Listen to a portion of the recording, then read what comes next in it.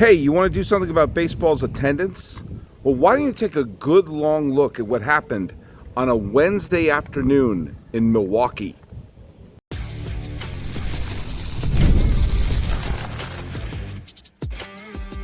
You are Locked On MLB, your daily MLB podcast, part of the Locked On Podcast Network, your team every day. Hello, baseball fans, and welcome to Locked On MLB, part of the Locked On Podcast Network, where it's your team every day. This is the daily podcast. We talk about all of Major League Baseball. I'm your host, Paul Francis Sullivan. Please call me Sully. Follow us at Locked On MLB Pods on Twitter, or whatever they're calling it these days, and on Instagram. I'm your pal Sully. I'm at Sully Baseball Podcast on Instagram. But the best way to get a hold of me is right here on the YouTube channel, and leave your comments right below. Well, I am in front of Sunken Diamond here, the baseball home of your Stanford Cardinal. And I was going to try to record something in there, but evidently it is some sort of a baseball camp going on for high schoolers or potential draft picks. I'm not 100% sure, but all I know is that if I came in here with said camera, it would look like I was trying to get some inside dope, and I'm not. I am the only dope I'm interested in right now. Hey, there was a ball game going on today, and it was, to me, the exact type of matchup that really only baseball can provide. And their game was played, an afternoon game in Milwaukee on a non-holiday Wednesday. And it was just on the schedule, it just looked like the Brewers and the Pirates. The Brewers are a fringe playoff team. They're currently one of the wild card teams. We're tied for a wild card spot as of this recording with the St. Louis Cardinals, I believe. I could be wrong. I don't know. All I know is that they're at the third wild card spot, and the Pirates are currently at the classic also ran should we trade away all of our expiring contract situations. So it's not exactly a battle of the Titans going on at the, whatever, I'm still going to call it Miller Park because I don't know what the hell they're calling it right now. If you think I can't keep track of what Twitter is calling itself these days, then, you know, I can't forget baseball stadiums. So I'm just calling it Miller Park. I think it's an insurance company thing there. I don't know, and frankly, neither do you. When the pitching matchup was announced for today's Wednesday afternoon game in Milwaukee, an additional 10,000 seats were almost instantly sold. And it became a sellout. 40 some odd thousand people showed up on a non-holiday Wednesday to an afternoon game in Milwaukee to see the Brewers take on the Pittsburgh Pirates. Now, why did that happen? Because Jacob Misiorowski was pitching. The phenom who has allowed basically the first 11 innings of his career, he didn't allow a hit. He's pitching about as brilliantly as you can out of the gate for a young stud star. And he was taking on the Pirates and Paul Skenes. And with it, it became a matchup of, well, one of the brightest pitching stars in all of baseball, Paul Skenes, and this year's answer to Paul Skenes, Jacob Misiorowski. Now, as it turned out, it was not Paul Skenes' best day. It was in the second inning. It wasn't necessarily that he got pounded.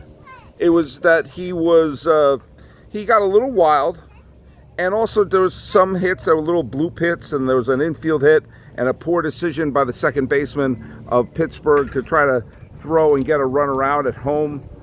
And by the time the clouds lifted, the Brewers were up 4 runs. And that was all Jacob Misiorowski needed.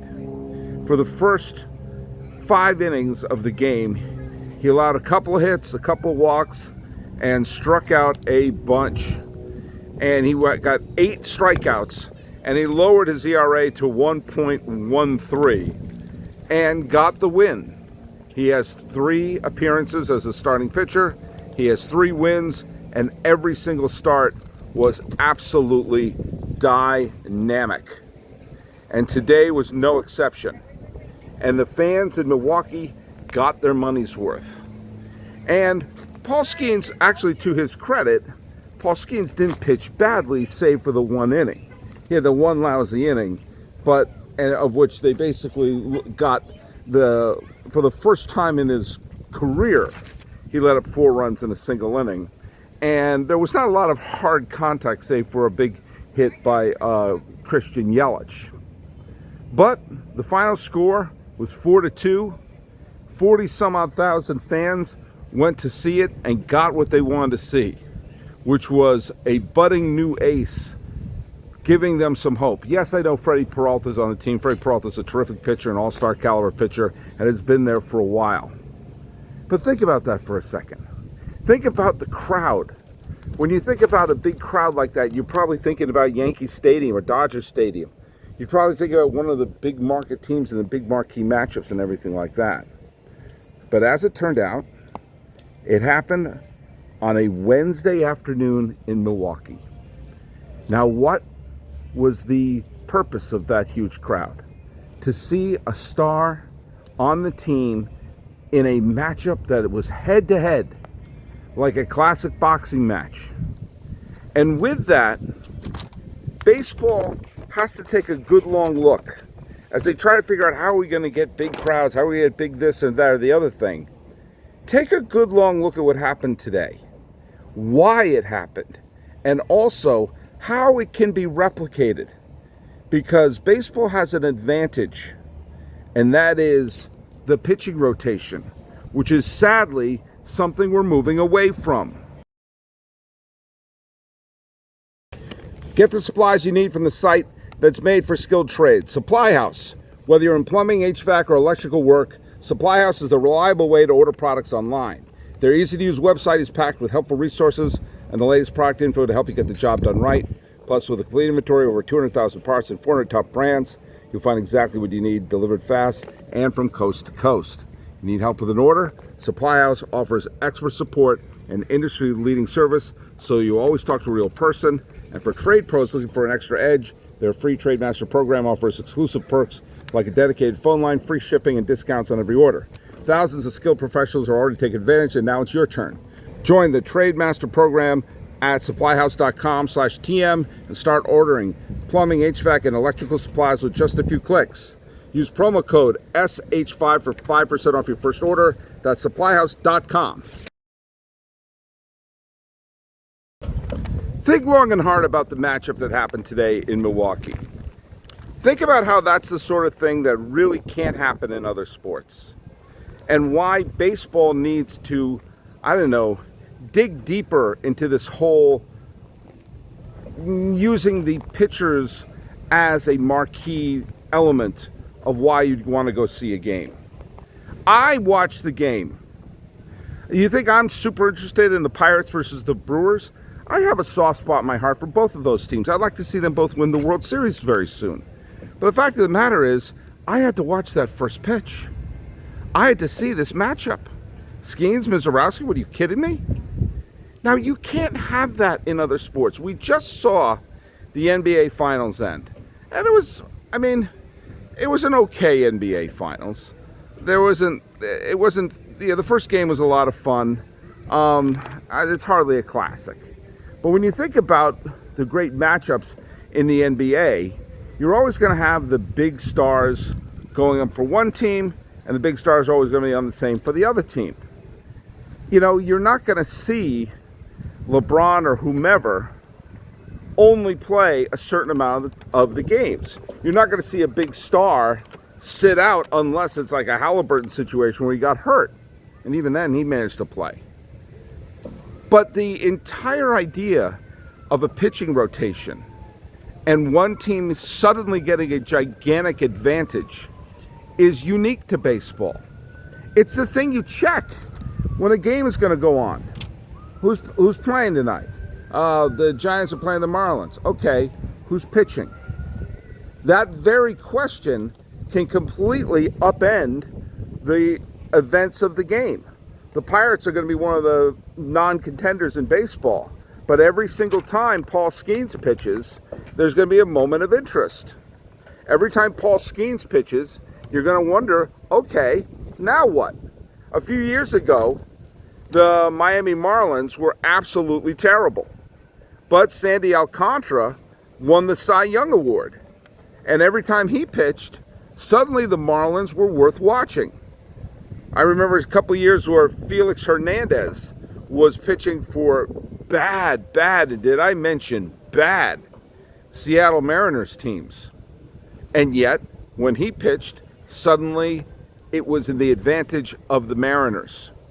Look, the idea of a pitching matchup and making the stars be the pitchers is a baseball quality that has to be developed.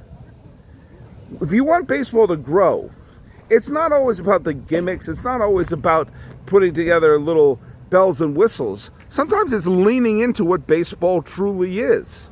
I've made this comparison before, but the fact that you have Marvel Comics movies and Harry Potter and Lord of the Rings films become wildly popular when just a previous generation were looked upon as things for only nerds to pay attention to, says a lot about how big something can become if you just lean into what makes it work and what got the fan base to begin with.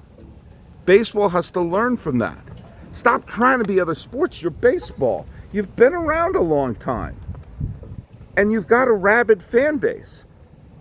Lean into what makes the sport unique. And a pitching rotation is exactly that. A pitching rotation is the way to make a regular season game, 1 out of 162, become a must-watch event because of the potential matchups. When you think about some of the great pitchers of the past, you would want to see their ace go against your ace. You would want to see, oh my God, this is going to be a great pitcher's duel.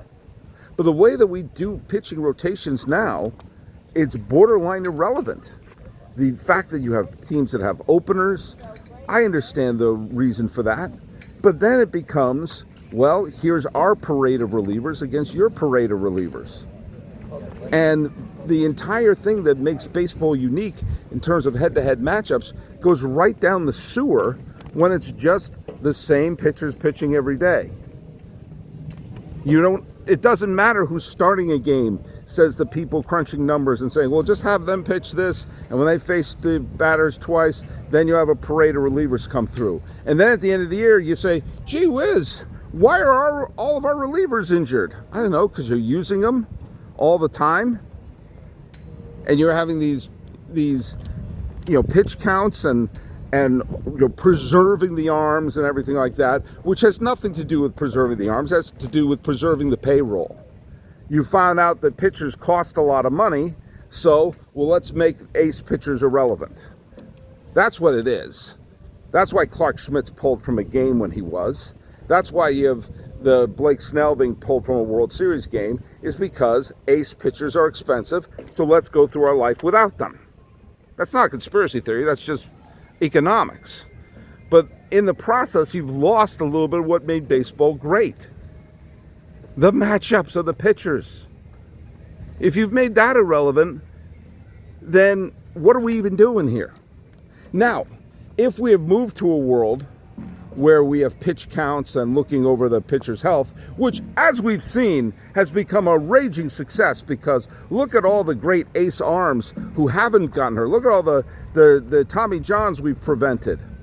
Oh wait, this whole change of mentality has been a disaster. I digress. I've made this suggestion before, and I'm willing to make it again. If you're only going to have your ace pitchers pitch 5 innings, if it's understood that 6 innings in a start is going to be looked upon like as the equivalent of Jack Morris throwing 10 innings in Game 7 of the World Series, then let's play into that too.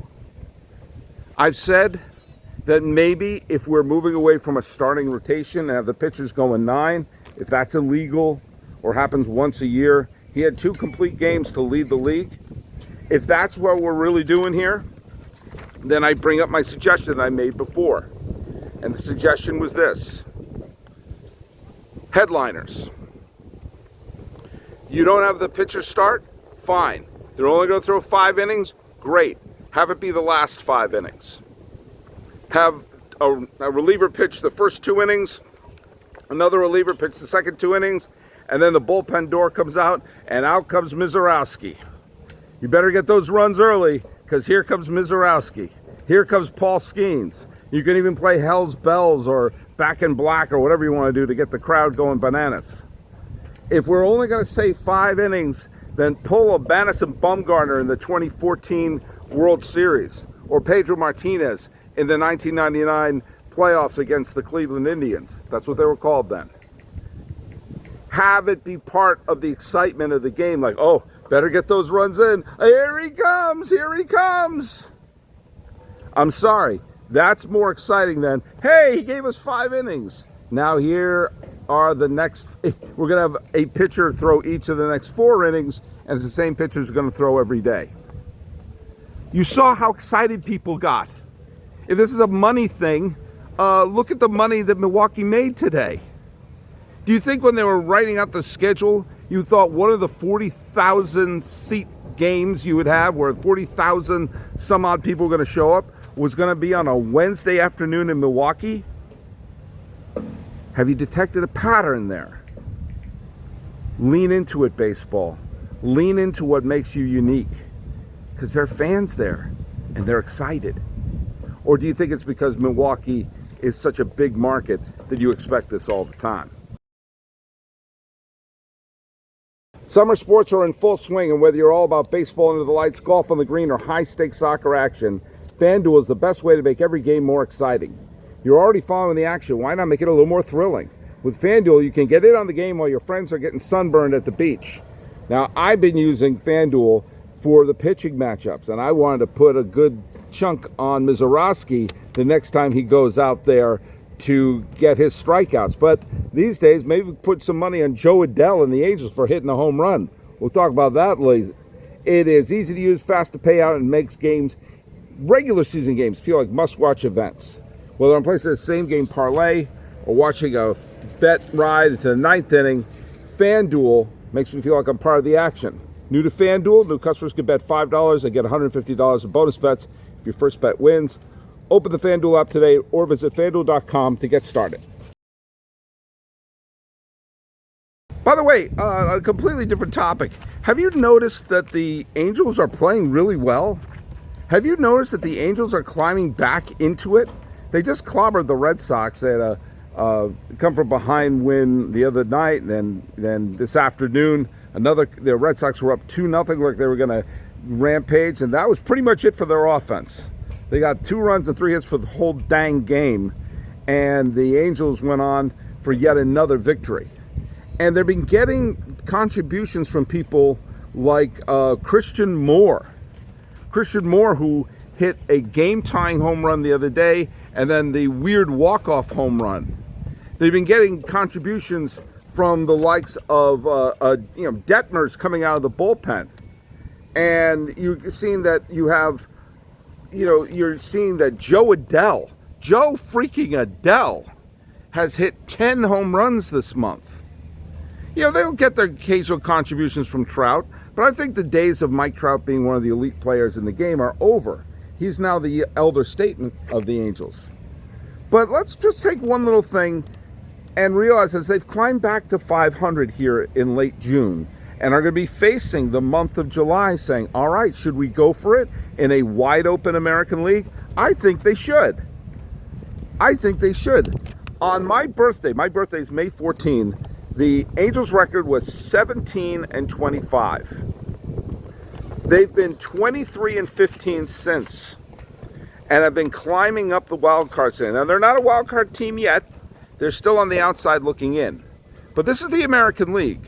There is no super team in the American League. We have seen for sure it's not the Yankees, who just got swept by the Reds.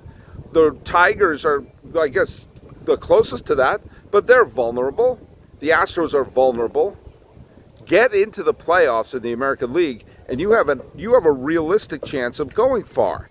And if you are the Angels trying to make it to the postseason, they have the longest postseason drought of any team in Major League Baseball. It's been since 2014, since they've made the playoffs. They haven't won a playoff game since 2009, despite the entire career of Mike Trout being after that, and him being teammates with Shohei Ohtani for a chunk of those years. Think about that for a second. So if you're the Angels, and you have a lot of money pouring in, they're a rich franchise, and they've got a good fan base. They have the 5th highest attendance of any American League team. For a franchise that hasn't done squat, hasn't had a winning season in years, let alone a playoff appearance. And those fans keep showing up. And they have a Hall of Famer who's stuck around. And you're seeing the likes of Joe Adell and some of the other players who might be late bloomers, but could be contributing big time. Look, I can't claim to be an Angel fan, but I'm a Mike Trout fan. And I want to see the Mike Trout game, or I want to see him in the postseason. The ship has sailed for seeing Mike Trout in his prime in the postseason, save for 3 games in 2014. But they're playing well. They probably need, Nato may be hurt. If I were them, I would try to acquire Kiner Falefa from the Pirates because he's a good defensive infielder. He's going to be traded, and he can play third base or shortstop in case Nato actually comes back. But keep an eye on the Angels. They've been sneaky, and they're getting contributions from players who you may be late bloomers. Either way, worth keeping an eye on, if for no other reason, to bring some relevancy back to American League California teams.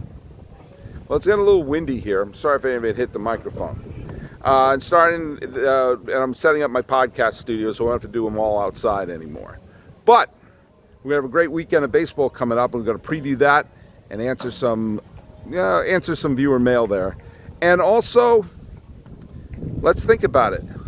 If you're not going to start games and have them go long, then let's finish the games and have them be headliners. It's worth thinking about. And by the way, thanks for making this your first listen. If you're a second listen, keep it right here and see the Locked On MLB Game Night. You're going to get all the local analysis on a national scale from the Locked On hosts and reviews of all the games. Talking about a huge game played in Milwaukee on a Wednesday in June that should give baseball some ideas of how to build up their sport. And saying, look out for the Angels. This has been Locked On MLB. I'm your host, Paul Francis Sullivan. Please call me Sully.